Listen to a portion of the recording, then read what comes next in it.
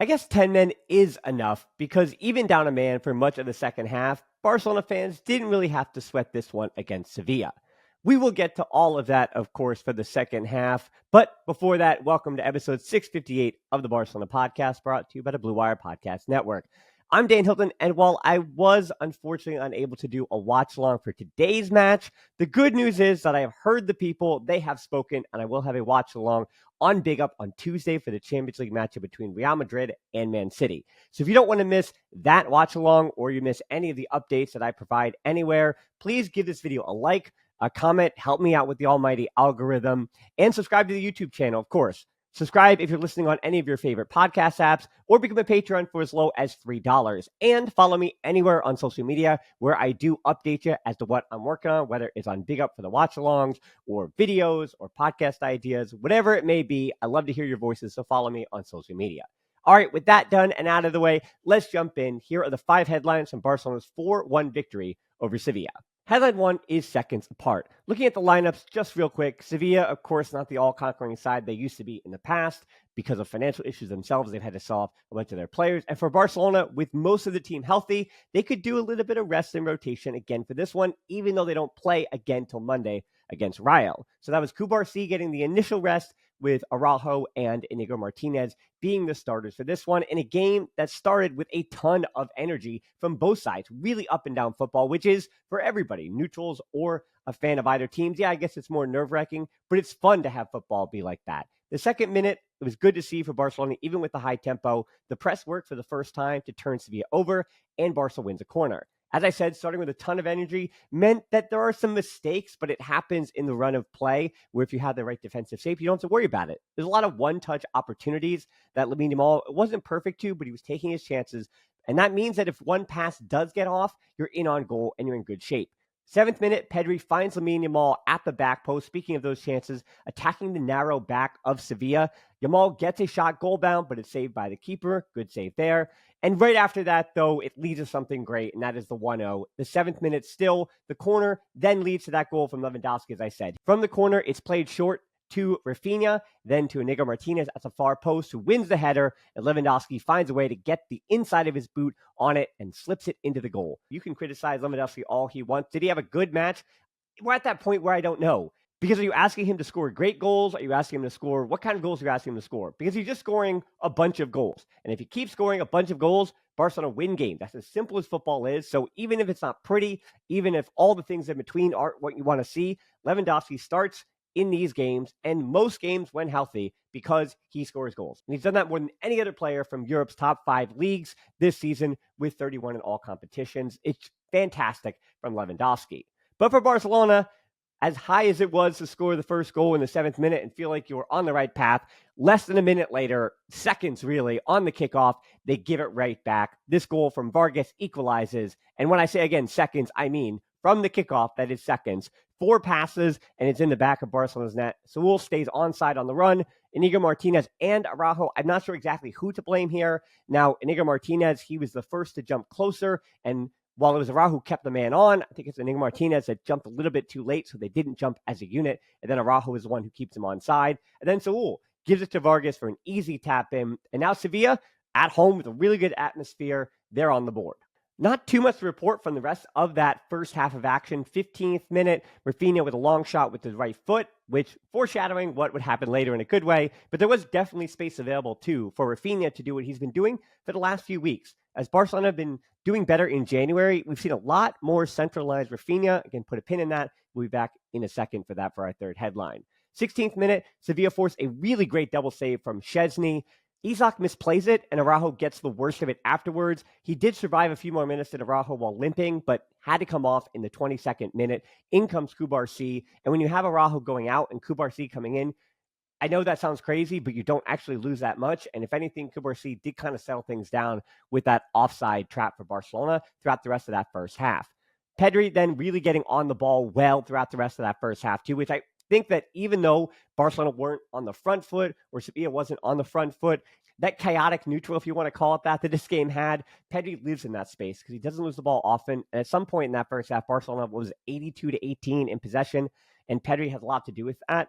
And then if Pedri's going to shade over to the left there and De Jong is going to support him underneath in that double pivot, that's going to leave Lamine Yamal on any diagonals or crossfield balls wide open. And he was. It was Lamine Yamal trying to get in behind the defense. So whether Pedri is on his half of the field or the other half, Lamine Yamal and Pedri, a great combination. Meanwhile, Raphinha was making the runs inside, which means that the attention of the midfielders have to keep on Raphinha in the center, and they can't help and shade off on Lamine Yamal for that double.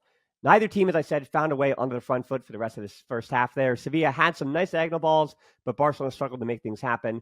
Really nice stuff, though, in the 41st minute. Raphinha crossfield ball from Lamine Yamal, who uses insane skill to bring it down to Koundé, who skies it over. Then a huge chance for Sevilla on the other side. Luka Bacchio with the bicycle kick with Balde near him, but Szczesny again makes a save. Good stuff from Szczesny. Then right before halftime, 2 chances for Lamine Yamal, but couldn't find a net on either chance. And as I said, that first half trap for Barcelona, they were trying it out. It's what did lead to the equalizer for Sevilla, that Barcelona couldn't get it working. So 0 offsides for Barcelona on their trap in that first half. They were offside themselves, yes, offensively, but Sevilla, they were doing a good job riding that line, and they seem to have that formula and the timing down against Barcelona. But foreshadowing again for Sevilla, I don't have much more good news for you. Headline 2 is Fermin in form. After halftime, Gabi, who whether it was the yellow card he was holding, whether it was still coming back from the head injury, or whether that Hansi Flick just thought Fermin Lopez would be the better option in the game, Hansi Flick, a little bit of magic, a little bit of gold in this substitution because it works perfectly. Fermin Lopez comes into the contest at halftime for Gabi, and by the 46th minute, on his very first touch of the contest, Fermin finds a 2-1. Pedri, another superb delivery. Pedri, probably my man of the match for this one, just because of the way that his fingerprints were all over this game.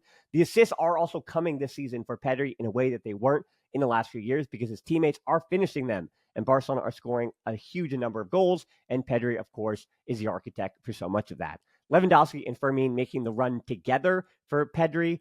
Awful defending from Sevilla as well. You can't let 2 guys inside of your 2 center backs. Cannot happen. And then Fermin, though, still had to finish it, gets the power, gets the direction on the header. And I think this one from Pedri was intended for Fermin and not for Lewandowski, which is a good thing. I think that Lewandowski didn't jump up. Maybe Fermin also said something to him so that Lewandowski didn't try to put Fermin off, even though Lewandowski did still go for it. Good composure, good focus by Fermin to put this in. 49th minute then, Sevilla almost scored an immediate goal. And finally, an offside comes against Sevilla, twice in the same play, by the way. But Sevilla still might have felt like, hey, we got some opportunities. It's 2-1. We got some chances. And the game is going to get a lot more interesting after that, too. Headline 3 is central position Raphinha. We go back to what I was mentioning before about Raphinha finding opportunities and space in that central position, especially when you are playing with a Gabi or Fermin Lopez, who are able to oscillate in between that midfield and kind of can be comfortable in more of a fluid role. But for Fermin, he was shading more to the right at all, and that meant that Raphinha, with Balde having that whole left wing all on his own, Raphinha, when Barcelona had this kind of possession, can drift centrally, knowing you can trust that press to get the ball back against Sevilla. A team that's going to be better against your press, you're not going to be able to have Raphinha taking up residency in the middle of the field. You're going to have him on that wing to help out Balde a little bit more. But Balde today, was it his best day against Luka Bacchio? I don't think so, but he also didn't really need that much help from Raphinha either, because Sevilla weren't really hurting Barcelona's left side either.